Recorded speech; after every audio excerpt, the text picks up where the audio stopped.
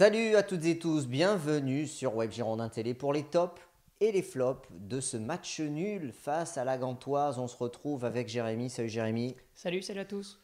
Alors, on va faire les tops et les flops de cette rencontre. Si vous n'avez pas vu le score, Bordeaux a fait match nul 0-0 à la Gantoise en match aller de barrage pour se qualifier pour l'Europa League. C'est plutôt un bon match. Je te demande ton avis sur la prestation globale. Comment tu as ressenti cette rencontre? C'était un petit peu le scénario qu'on attendait, avec une équipe bordelaise assez regroupée, qui a quand même essayé en début de match de jouer, en tout cas de se créer des occasions. Et dès qu'ils ont vu que c'était compliqué de marquer, ils ont essayé de ne pas prendre de but, et c'est ce qui s'est passé. Voilà, match nul, match on va dire solide, sans grande créativité de la part des Girondins, mais bon, on sait qu'on ne peut pas faire beaucoup plus aujourd'hui hein, avec nos joueurs. Alors, la composition d'équipe d'Éric Bedoué, Costil dans les buts et capitaine, une défense avec Lefchouk qui fait son retour au poste de latéral droit, Koundé, Pablo en défense centrale, Poungé latéral gauche, deux joueurs en sentinelle, le rageur et Plasil.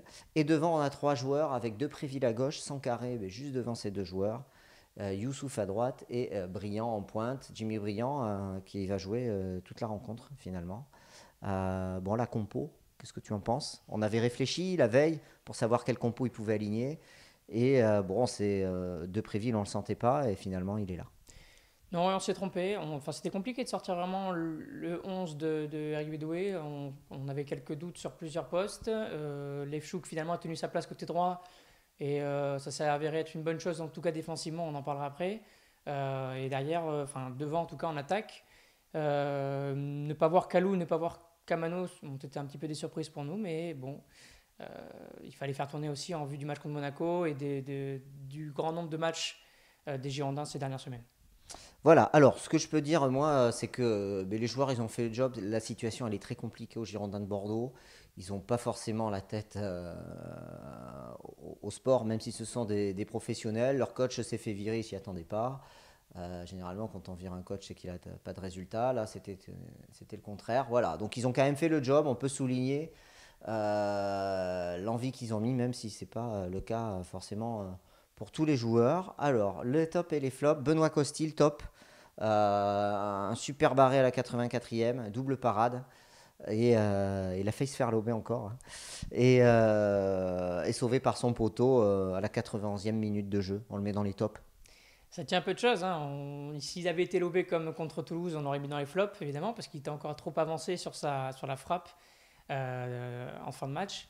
Mais il a réussi à claquer le ballon. Donc en plus, derrière ça, il revient mettre sa main pour enlever le ballon du poteau de son but. Donc non, très, très bon match de Costil qui a fait ce qu'il fallait faire, c'est-à-dire arrêter les frappes adverses. Et qui permet à Bordeaux de repartir avec ce score nul. Voilà. Sinon, on aurait pu repartir avec une défaite. On a fait les stats là. On subit 15 tirs, on en tire 4. Voilà, 15 tirs à 4 pour la Gantoise, avec une possession de 60% pour la Gantoise, 40% pour Bordeaux. On continue les tops et les flops. Maxime Poungé. Alors on commence par deux tops. Maxime Poungé, on l'a mis en top aussi, parce qu'il a fait une belle prestation et il montre tous les progrès qu'il a fait depuis plusieurs mois. Et surtout des progrès défensifs. C'est toujours un joueur qui se projetait beaucoup, qui apportait beaucoup offensivement, mais qui avait d'énormes lacunes défensives. Et aujourd'hui, dans un match qui était plutôt défensif, les Girondins ont très peu passé le milieu de terrain adverse. Il a montré des solidités défensives, aussi de l'intelligence de placement pour défendre. Parmi les tops, effectivement, des Girondins ce soir. On continue. Pablo, solide derrière, il a tenu cette défense. Hein. Ce Bordeaux a quand même bien défendu dans l'ensemble, sur l'ensemble du match, même s'ils ont concédé des tirs, ils se sont arrachés. Et Pablo est un symbole de cette bonne défense bordelaise. Oui, on avait noté son absence contre Toulouse, parce qu'en plus de ça, il y avait eu un changement tactique avec Koundé qui était centre-gauche. Koundé a retrouvé centre droit et donc Pablo effectivement a fait un grand match, que ce soit dans les interventions au pied ou même de la tête, il a été très intéressant et il fait partie de cette charnière intéressante des Girondins avec Koundé. On continue. Jules Koundé, alors c'est la grosse déception du match, c'est cette expulsion à la suite d'un deuxième carton jaune en fin de rencontre, dans la dernière minute. Il conteste, il jette le ballon. Il n'a pas un geste très véhément, mais bon, ça suffit pour l'arbitre de l'exclure. Voilà. Donc on l'a mis dans les flops, Jules Koundé, parce que bon, il n'a pas le droit de faire ça. Même si bon, c'est un joueur, un jeune joueur, mais bon, ça n'excuse pas tout. Lui qu'on voit si souvent calme et serein. Il y a une mouche qui nous tourne autour, c'est vraiment désagréable. Oui. Si serein, oui. Si serein et si calme, pas à l'accoutumée. Là, c'est vrai qu'il a pris un premier carton jaune pour une main un peu bête. Et le second carton jaune, effectivement, à 30 secondes de la fin pour lancer le ballon euh, alors qu'il y avait une faute pour la Gantoise. C'est vrai que c'est un carton rouge très bête qui, en plus, du coup, il manquera du coup le match retour. Et ça, c'est une absence très notable pour les Girondins. Voilà, c'est problématique. Avant ce carton rouge, il avait fait un match plutôt correct, dans les airs notamment, et dans les duels. Attention, des petites déconcentrations quand même sur la relance en première période.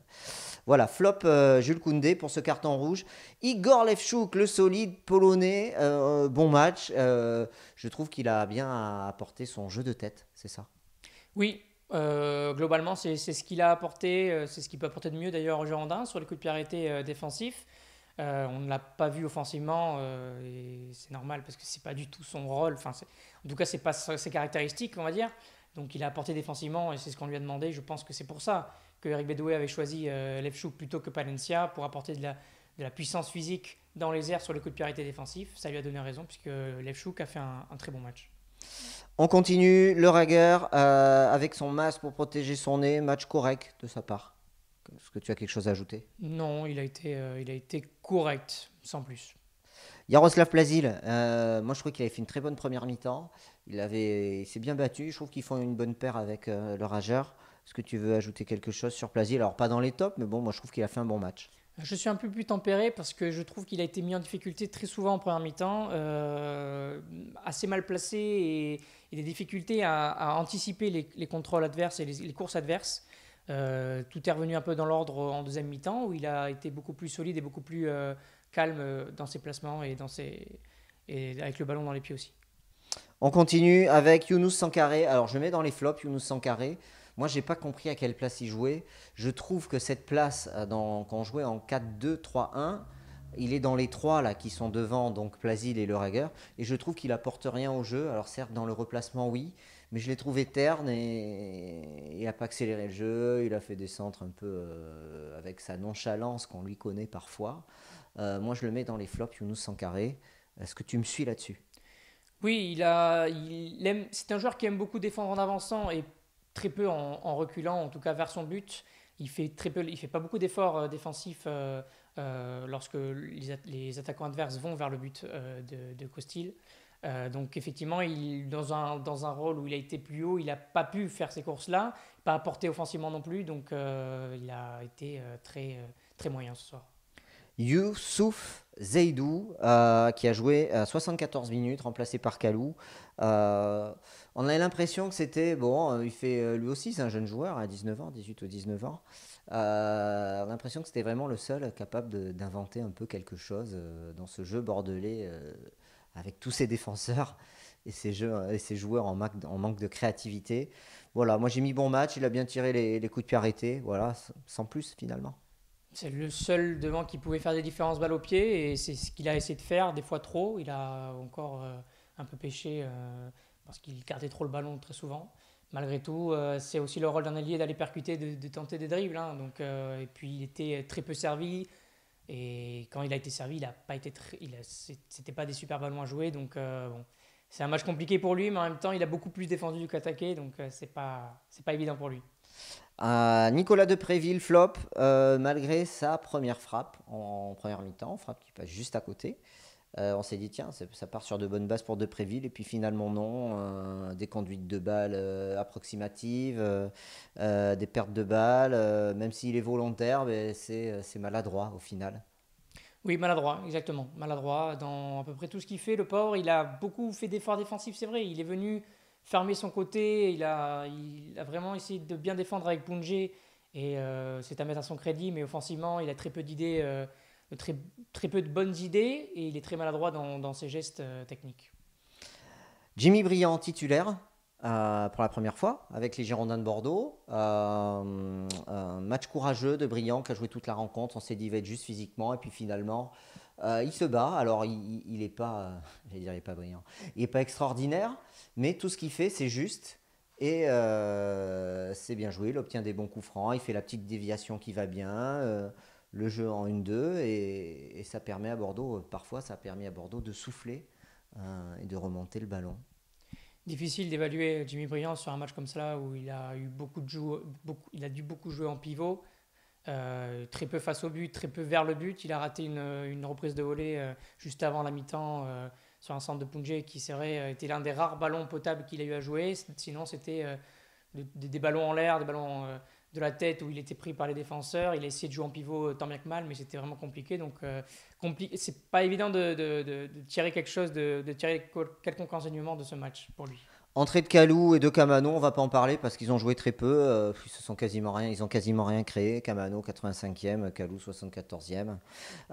Bedoué, bon, on va pas commenter ses choix, hein. Il avait prévu d'être solide. On a été solide. Voilà, tout va se jouer sur ce match jeudi soir. Il faudra absolument gagner. Un match nul ne nous qualifie pas. Et un match nul peut nous éliminer si on fait match nul 1-1, 2-2, puisque dans ce cas-là, le but à l'extérieur des Belges comptera double et leur apportera cet avantage. Donc voilà, est-ce que tu y crois, Jérémy, avant de conclure ton prono, là, comme ça? Bon, il y a un match entre-temps, on reçoit Monaco, mais est-ce que tu y crois à cette qualification? Est-ce qu'on est capable d'inventer, de mettre de l'enthousiasme dans le jeu? Mais déjà, je pense que ce soit Kamano ou Kalou seront titulaires, je pense, au Matmut jeudi prochain. Je pense qu'on est capable de ne pas prendre de but aussi, donc oui, j'y crois. Maintenant, l'absence de Koundé pourrait se faire sentir aux Girondins. On va avoir sans doute une charnière Levchouk-Pablo, qui n'est pas, ce ne sont pas deux joueurs qui sont habitués à jouer ensemble, pas vraiment. Donc j'y crois, bien sûr, j'y crois, parce que l'objectif de Bédoué aujourd'hui, c'est de ne pas perdre. Et ils ont réussi à même pas prendre de but, donc ils vont tout mettre maintenant au match retour et on peut penser qu'ils vont gagner, oui. Voilà, bon, mais parfait, merci de nous suivre. Donnez-nous vos tops et vos flops sur cette rencontre. On va pas commenter Thierry Henry là, pendant cette émission, on l'a déjà fait sur d'autres émissions. On verra après le match face à Monaco dimanche si on en sait un peu plus. En tout cas, voilà, on souffre. On en est toujours au même point. Bordeaux n'a pas pris l'avantage. Statu quo pour la qualification en Europa League. C'est l'objectif prioritaire des Girondins sur ce début de saison. Rendez-vous sur webgirondins.com. L'actualité des Girondins continue. Salut!